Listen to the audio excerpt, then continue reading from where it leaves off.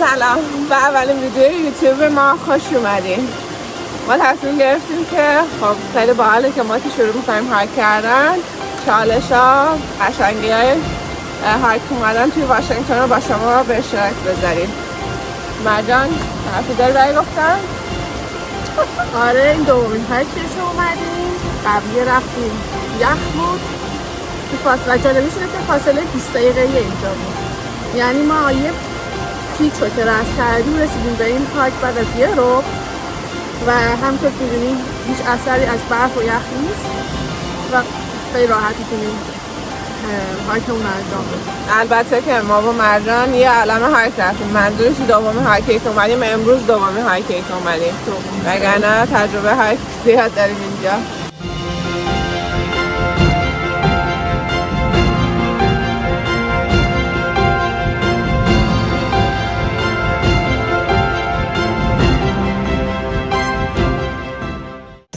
آها اینو بهتون بگم که یه چیزی که خیلی اینجا رسمه، رد بشیم بعد به کسایی که هایک کنن سلام بدیم.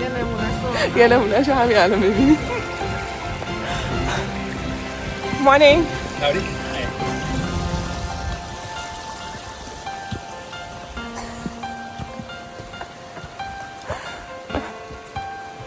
یه جورایی با مزه هست نه؟ آره من اولش نمیدونستم.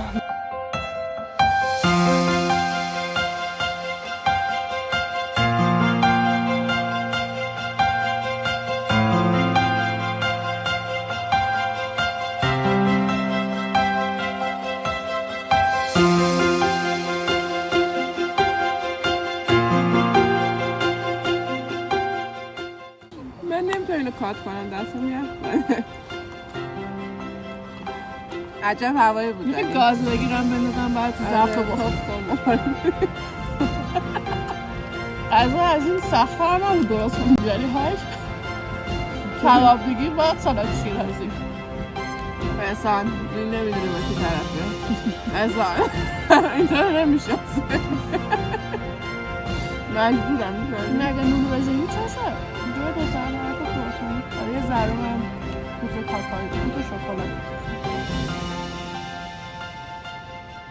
یه هم کردن سفتم شده، یعنی این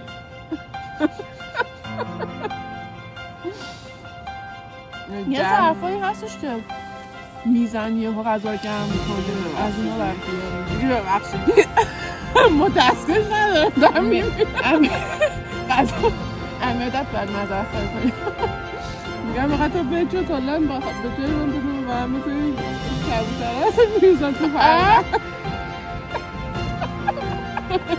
فرم نمیزی بجا بفرم تو دهنه. بالاخره رسیدیم. این لحظه رو با تو شیر کنیم.